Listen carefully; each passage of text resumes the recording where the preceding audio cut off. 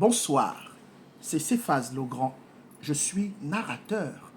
Je m'avais vous raconter une histoire, celle d'un Nkombi la belle, Ogula, le serpent python et la tortue. Nkombi était une antilope femelle belle et magnifique. Il n'y avait aucune bête aussi belle qu'elle dans tout le royaume d'Aouta. Mais Nkombi refusait les nombreuses demandes en mariage de tous les animaux qui se présentaient à elle. Le premier fut une tortue mâle qui alla demander la main de Nkombi la belle. Mais Nkombi refusa. Humilié, la tortue s'en alla. Le second fut un phacochère qui ne pouvait faire cesser de faire battre son cœur, la chamade, à chaque regard Dieu posé sur Nkombi la belle. Il se présenta en Nkombi après l'avoir offert des magnifiques roses rouges, symboles de l'amour. Il fléchit une patte et la voit également sa flamme. Mais Nkombi refusa sous des rires et des moqueries, le traitant de tous les noms d'oiseaux. Le phacochère, humilié, s'en alla. Le troisième était un singe qui avait élu domicile sur un manguier et à chaque fois sélectionnait les mangues les plus belles, les plus juteuses et savoureuses et les offrait à Nkombi quand elle était de passage. Lui également était amoureux de Nkombi la belle. Il se présenta et la voua également sa flamme. Mais Nkombi refusa. Humilié, le singe s'en alla. Nkombi refusait les nombreuses demandes en mariage de ses prétendants car elle souhaitait se marier en un prince charmant. Mais, chose étrange, il n'y avait aucun prince dans tout le royaume d'Aouta. Le sachant pertinemment, Nkombi passait la quasi-totalité de son temps assise au bord de la rivière et jetait des pierres en formulant des vœux. Un jour, Ogula, le serpent python, eut vent de cette affaire. On lui raconta que Nkombi la belle refusait les demandes en mariage de tous les animaux qui se présentaient à elle et qu'elle souhaitait se marier à un prince charmant. Ogula, le serpent python, qui ne connaissait pas Nkombi la belle, l'observa pendant un moment. Il se rendit compte qu'effectivement, Nkombi était belle et magnifique et que de sa mémoire de reptile, lui qui avait avalé tant d'herbivores, des oiseaux de toutes sortes et des rongeurs, n'avait jamais vu une bête aussi belle qu'elle.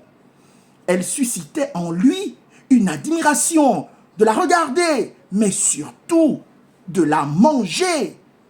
Il se promit de faire un festin des rois. Mais comment allait-il procéder? S'il se rapprochait trop près de Nkombi la belle, elle allait naturellement prendre la poudre d'escampette. Pour cela, il élabora un stratagème et alla consulter une sorcière. Sorcière,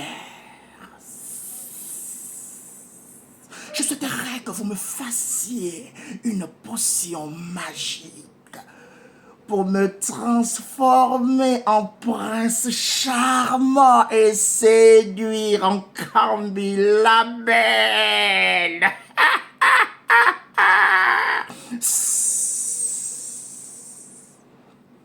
La sorcière accepta. Elle fit à Ogula, le serpent python, une potion magique qu'il devait asperger de gouttes sur sa tête et se transformer en un magnifique prince charmant. Chose dite, chose faite. Ogula prit la potion magique de la sorcière et mit 2 gouttes sur sa tête et se transforma en un magnifique prince charmant. Sans tarder, il retrouva sa victime qui était au bord de la rivière et jetait des pierres en faisant des vœux. Il lui dit « Bonsoir, princesse ». Quand elle se retourna, elle fut subjuguée par la beauté d'un prince, un magnifique prince qui était devant elle debout. Elle se frotta les yeux en balbutiant « Bonsoir mon prince, est-ce que je rêve ?» Orula, le serpent python, qui s'était transformé par la potion magique, lui dit « Non, princesse, vous ne rêvez pas. Je suis un prince qui revient des contrées lointaines. J'ai traversé l'immense forêt car l'amplitude de ta beauté a atteint les profondeurs de mon royaume. Et sache qu'au premier regard, j'ai été conquis par ta beauté inégalable. Ô princesse Nkambi la belle, pourrais-tu m'offrir une danse? Mais tout le monde sait que les reptiles sont des excellents danseurs.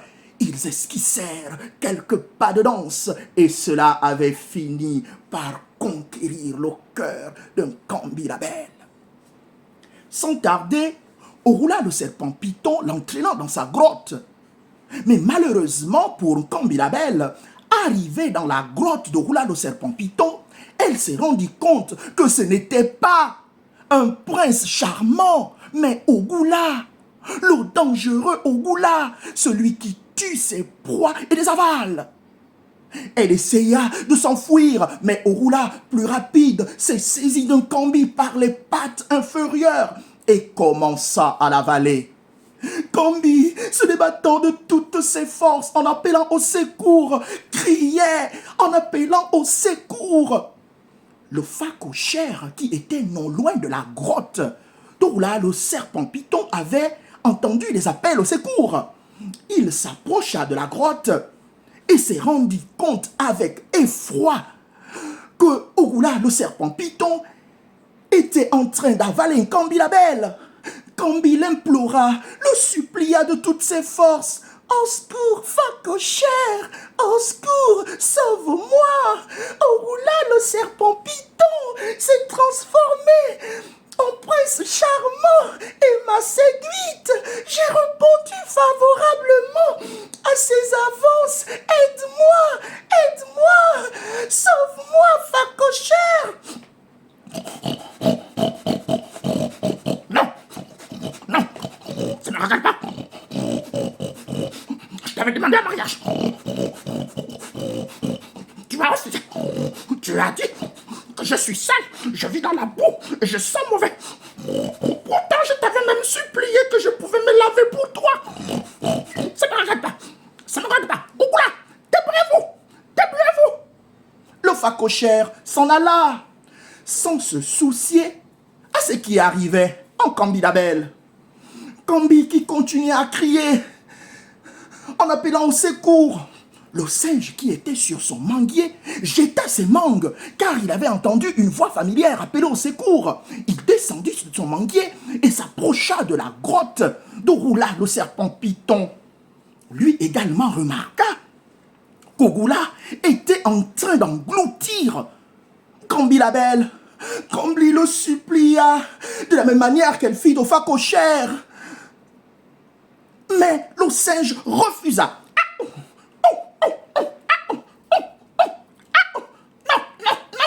Je t'ai demandé un mariage. Tu m'as traité de singe mécanicien que je vis dans les arbres. Tu m'as refusé. Pourtant, je t'offrais les mangues par amour. Le singe s'en alla, laissant ainsi Nkambi la belle face à son bourreau et face à une mort certaine. La nouvelle se répandit dans toute la forêt d'Aouta comme une traînée de poudre où tous les animaux parlaient de cette histoire.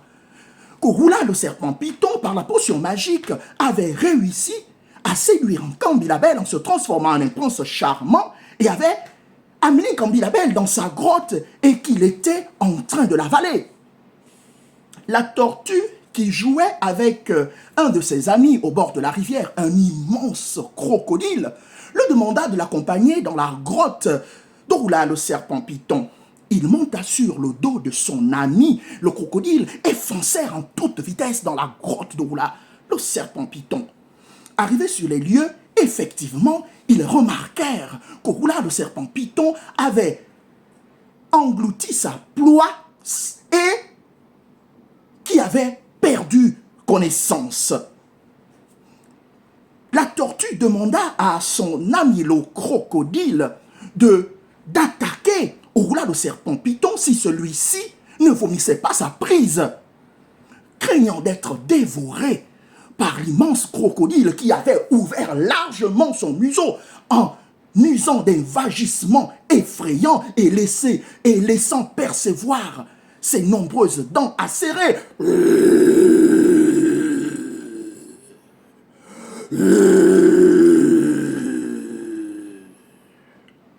Orula, le serpent python, tout craintif, vomit Cambilabel et se retira au fond de sa grotte. La tortue prit soin de Cambilabel et la fit sortir de la grotte de son bourreau. Quelques jours plus tard, la tortue qui s'était occupée de Cambilabel et avait soigné ses blessures, Cambilabel avait recouvert toute sa santé et ses formes.